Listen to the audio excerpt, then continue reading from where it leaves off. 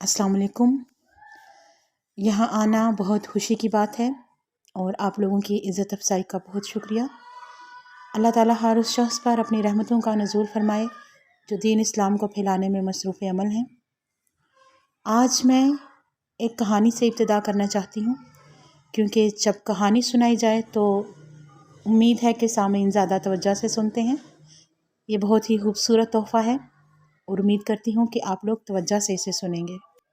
فقہ حنفیہ سے تعلق رکھنے والے ایک بہت بڑے عالم قاضی ابو یوسف، جو امام ابو حنیفہ کے بہت ہی مشہور شاگرد تھے، یہ ان کی کہانی ہے۔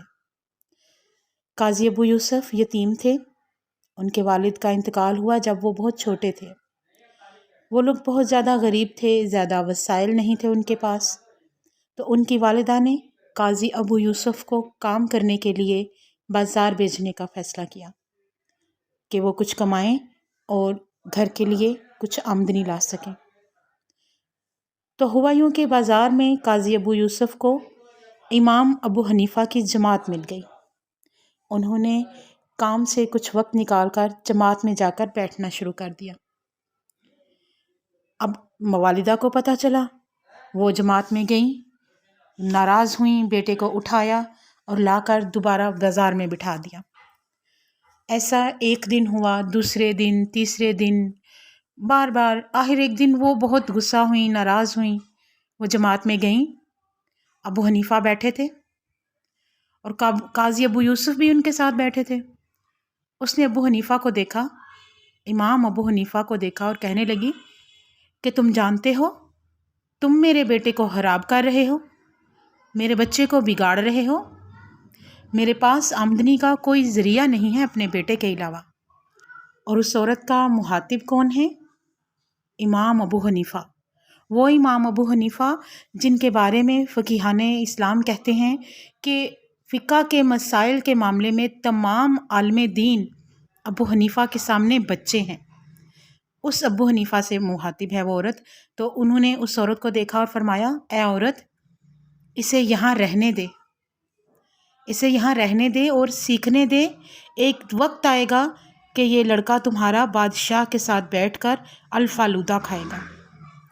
الفالودہ ایک ایسا کھانا ہے جو اس زمانے میں بادشاہوں کے لیے، بڑے طبقے کے لوگوں کے لیے اور ایلیٹ کلاس کے لوگوں کے لیے بنا کرتا تھا۔ اس عورت نے غصے سے اپنے بیٹے کو پکڑا اور کہنے لگی، اے ابو حنیفہ، تم بوڑھے ہو گئے ہو اور مجھے لگتا ہے تمہارا دماغی توازن بگڑ چکا ہے۔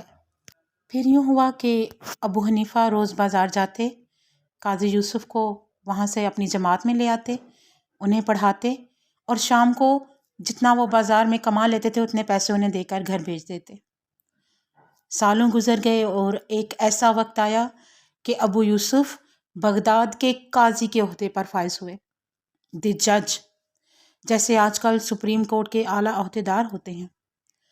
اور ایک دن وہ ہارون الرشید کے ساتھ بیٹھے تھے، امیر المومنین، اہل ایمان کے رہنما ہارون الرشید کے ساتھ، خلیفہ کے ساتھ، اور کھانا کھا رہے تھے تو انہیں میٹھا پیش کیا گیا۔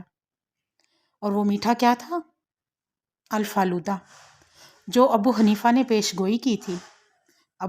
ابو یوسف نے دیکھ کر مسکرانے لگے تو ہارون الرشید نے پوچھا، آپ کیوں مسکرا رہے ہیں؟ ان کے بار بار اصرار پر ابو یوسف نے انہیں ساری کہانی سنائی تو ہارون الرشید بولے کہ ابو حنیفہ نے آپ کو دنیاوی آنکھوں سے نہیں بلکہ روحانی آنکھوں سے دیکھا تھا۔ ایسے ہی ایک واقعہ میرے ساتھ بھی پیش آیا جب میں جدہ میں تھی، جہاں میں نے ابتدائی تعلیم حاصل کی اور کچھ قانونی وجوہات کی وجہ سے مجھے آگے پڑھنے کے ساتھ ساتھ کام بھی کرنا تھا۔ تو جیسا کہ بہت سے لوگ آپ میں سے جانتے ہیں کہ میں ایک گائنیکالوجسٹ ڈاکٹر بھی ہوں، تو ایک دن مجھے ہاسپٹل سے فون آیا کہ ایک ڈیلیوری کرنی ہے۔ اگلے دن میرا فقہ کا پیپر تھا تو میں اپنی کتابیں ساتھ لے آئی، کیونکہ کبھی کبھار ڈیلیوری میں زیادہ وقت لگ جاتا ہے تو شاید مجھے پڑھنے کا موقع مل جائے۔ اپنی کتابیں میں نے وہاں رکھیں اور میں مریض کو دیکھنے چلی گئی۔ جب میں واپس آئی تو وہاں موجود ڈاکٹر میں سے ایک نے وہ کتاب اٹھائی اور حیرانگی سے مجھے دیکھا اور انہوں نے مجھے پوچھا، یہ کیا ہے؟ اس سے تمہیں کیا ملے گا؟ اس سے تم کیا کما لو گی؟ دکھ ہوتا ہے، لیکن بہت عام سی سوچ ہے ہمارے معاشرے میں۔ صرف یہ دیکھا جاتا ہے کہ کون سی تعلیم سے ہم کتنی دولت کما سکتے ہیں۔ ہم دیکھتے ہیں کہ ہمیں کون سا علم کتنے پیسے دے گا۔ مجھ سے بہت سے لوگ پوچھتے ہیں، آپ نے کیوں اسلامی تعلیمات حاصل کرنا شروع کی جب کیا پہلے سے ایک اچھی گائنیکالوجسٹ ڈاکٹر تھیں؟ تو ایسے لوگوں کے لیے میرے پاس اپنے نبی کریم صلی اللہ علیہ وآلہ وسلم کی طرف سے ایک سادہ سا جواب ہے۔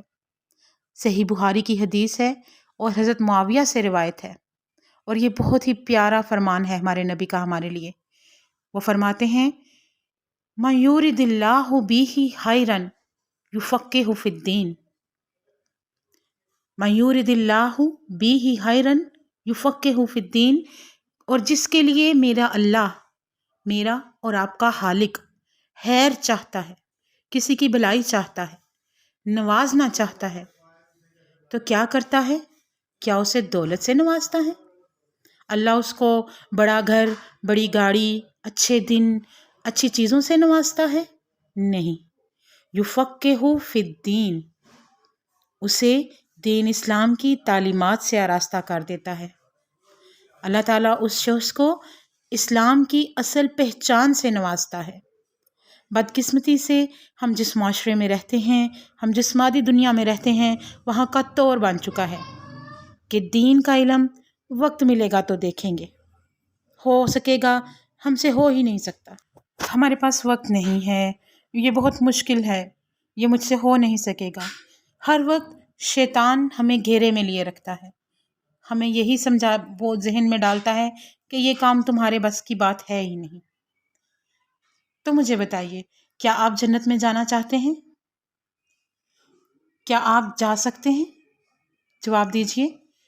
ہم میں سے ہر کوئی جنت میں جانا چاہتا ہے، لیکن کیا ہم جا سکتے ہیں؟ ہمارے اعمال ایسے ہیں؟ انشاءاللہ۔ یہ انشاءاللہ لفظ مجھے بہت پسند ہے، لیکن اس کے لیے محنت کرنی پڑتی ہے، اس کے لیے اللہ کے بتائے ہوئے راستے پر چلنا پڑتا ہے۔ ہمارے نبی کریم اس بارے میں فرماتے ہیں کہ علم حاصل کرنا شروع کرو، اس راستے کی طرف چلو، دین کی تعلیم کے راستے پر نکل پڑو، چھوٹے چھوٹے قدم، چھوٹا چھوٹا سبق، کوئی بڑے راستے نہیں، بڑی کتابیں نہیں، بڑے بڑے قدم نہیں، اس راستے پر نکلو تو صحیح۔ جب آپ انجینئر بن سکتے ہیں، ڈاکٹر بن سکتے ہیں، CEO بن سکتے ہیں، کمپنیز کو ہیڈ کر سکتے ہیں، تو دین کی تعلیم کیوں نہیں حاصل کر سکتے؟ اس میں کیا مشکل ہے؟ اللہ تعالیٰ فرماتے ہیں کہ اس راستے پر جب تم چلو گے تو نہ صرف اس دنیا کے راستے کو، بلکہ آخرت میں جنت کے لیے بھی تمہارے لیے آسانی پیدا کی جائے گی۔ تو اللہ کی رضا کے لیے دین کی تعلیم حاصل کریں۔